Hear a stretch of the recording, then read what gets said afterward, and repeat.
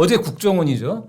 예. 정보위라는 곳이 있어요, 국회에. 거기에서 국정원장이 자, 김주애가 후계 수업을 받고 있다는 식으로 얘기했다면서요.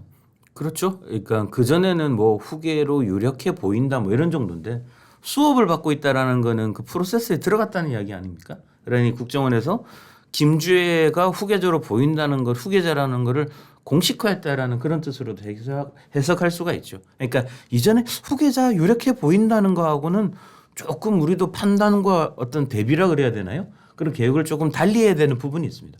아, 근데 아니 그러고 보니까 김주애도 명품을 좋아하는데. 근데 김주애가 근데 후계자로 보는 그 근거가 뭔가요?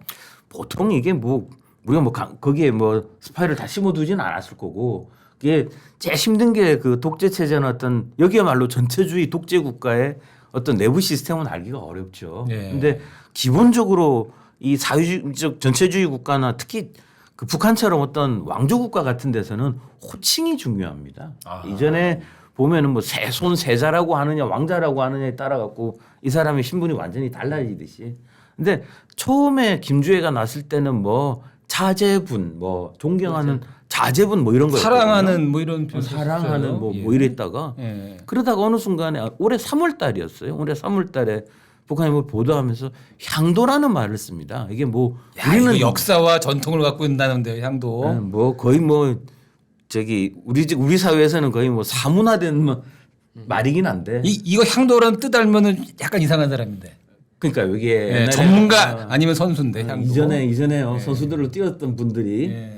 그러니까 혁명에 앞장서는 사람이라는 뜻입니다. 그러니까 북한 같은 사회에서는 이거는 수령한테나 붙이거나 아니면 수령을 잇는 사람한테 이거를 향도의 분 뭐 이렇게 이야기하는 거를 야, 우리를 그 인도해 주시는 분 이런 뜻이거든요. 그러니까 호칭이 또 달라집니다. 그리고 또 북한처럼 이런 어떤 군사 시스템 무슨 옛날에는 그걸 뭐 부르는 이야기들이 있죠. 선군이니 뭐니 요즘은 그런 말 안 쓰지만 군사 시스템에서는 이게 군 관련 용어들을 항상 많이 쓰는데요. 김정은도 후계자 시절에는 샛별 장군이었어요. 근데 요즘은 대놓고 김주애한테는 샛별 여장군이라고 부르고 있거든요. 그게 이제 몇 달이 됐습니다. 그러니까 호칭의 강도를 이제 조금씩 높여주는 거죠. 네, 그런 걸 그렇죠. 보면 야 이렇게 정도 부르면은 뭐 어떤 후계 모습이 되겠구나라고 이제 이야기를 합니다. 근데 지금 좀 불확실한 게 몇 개인데 네. 김주애 이름이 김주애인지 김주혜인지 그 아직 아무도 몰라요. 아무도 모릅니다. 사실은 김주애라는 게 발음만 그런 거지 실제 네.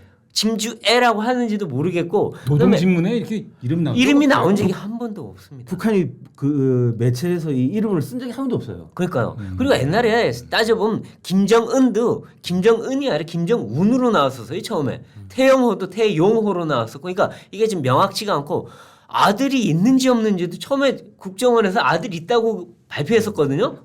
근데 그것도 지금 바뀌었어요. 그러니까 아들이 있는지 없는지도 명확치 않아서 정말 후계 구도가 정말 김주애로 접혀지는 건지 아닌지도 얼마 전까지도 불안정했는데 지금 이번에는 그렇다고 나온 거죠. 이게 이제 그놈의 그 김정은이 자식이 어떻게 되는지를 누가 정확하게 알겠습니까? 근데 본래 이전에 이제 김주애가 뜨기 전에는 처음에 아들이 하나 있었다. 네. 그 다음에 김주애가 나오고 그 맨 마지막에 뭐 또 하나 나온 게 나온 거 딸인 있다. 것 같더라. 네. 뭐 이런 거였거든요. 근데 그럼 당연히 그 아들이 어디 갔냐가 궁금한데 네. 근데 계속 평양에 딸은 어디 있는지 보이는데 아들이 아들은 안 어디 보이죠. 있는지 잘 모르겠다.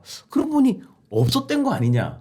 아니면 심지어는 이제 뭐 잘못된 추정인데 거. 응. 아가 좀 이상하지 않느냐. 그렇죠. 네. 뭐 모질하거나 뭐 이런 거 아니냐. 아, 모지라는 표현은 약간 좀 네, 뭐 부적절한 표현 하여튼 좀 같습니다. 정상이 네. 아니라는 얘기도 네. 있고 그 김주애라는 이름도 데니스 로드맨이 처음 얘기한 거예요. 주의 발언에 그냥 네. 주애라고 말을 하니까 그리고 그 아들이 약간 그 저기 존재에 대해서 불분명한 게 리설 그 비슷한 게 보면은 리설주하고 결혼할 시점에 아들이 있어야 되거든요. 나이상 보면. 그렇죠.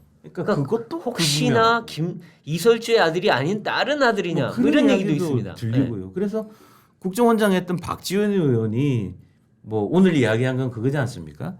외국 유학 중인 아들을 숨기기 위해서 주애를 내세우는 거다. 뭐 여전히 국정원에서는 김주애가 후계 수업 중이라고 네. 이야기를 하지만 물론 지금 이야기한 그 정황들을 보면 국정원 판단을 믿을 만한 이유가 상당히 있습니다. 그리고 항상 그렇지만 모든 군 행동들, 군사 행동에 군사 관련 행위에 저기 김주애가 항상 나옵니다. 그리고 그게 사진의 중앙에 나오거든요.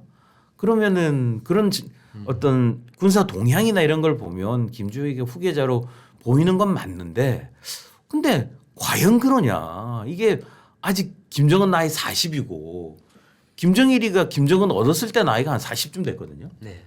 그럼 뭐 지금이라도 뭐 추가로 만약 그렇게 세습이 중요하다 그러면 백돌일정이 중요하다 그러면 자식을 또 낳을 수도 있는 거고.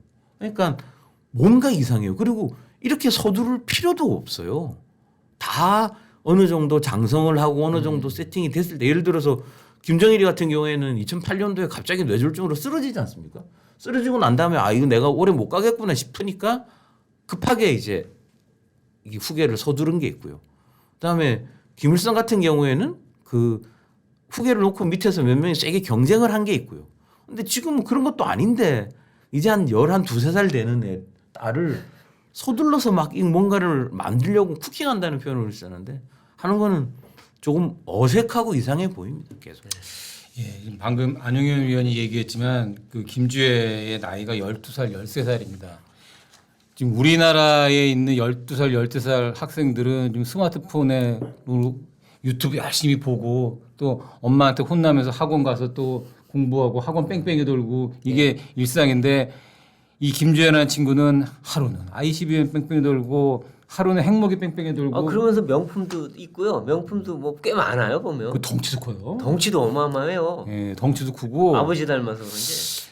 아버지 별로 키는 안 큰데. 글쎄요 말이에요. 덩치는 커요. 예, 어쨌든 이 나이 때에 이렇게 전 세계적 관심을 갖는 거는 관심을 끄는 건 김주애랑 네. 그 환경운동가 누구죠? 이름이 잘 기억 안 나는데 노르웨이에 네, 노르웨이의 예, 그 정도의 지금 벌써 예. 세계적 인물이 됐으니 앞으로 무슨 일을 할지 좀 흥미진진한데 저희가 이렇게 흥미진진하게만 볼 문제가 아니고 이게 그렇죠. 아니 지금 12살, 13살 애를 손에 끌고 다니면서 거기다 핵을 안겨줬잖아요. 핵무기 아이한테. 보여주고 잠수함 보여주면서 이게 앞으로 네가 상속받을 나란히 잘해보자라고 하고 우리는 이게 후계자니 아니 영광 이게 정상입니까 이게? 이 어린 아이한테 12살, 13살짜리한테 핵을 물려줬어요 지금. 핵이란 게 얼마나 무섭습니까? 단추 한번 잘못 누르면 멸망이에요 멸망. 근데 이거를 갖고 장난칠 수 있는데 이 어떤 정상적인 판단 능력이 아직 없는 이 여자 아이한테 후계를 물려준다는 것도 코미디 같은 일이지만 이 얘가 후계를 받았을 때 혹여라도 일찌감치 한반도에 무슨 일이 일어날지 정말 좀 걱정스럽습니다. 예.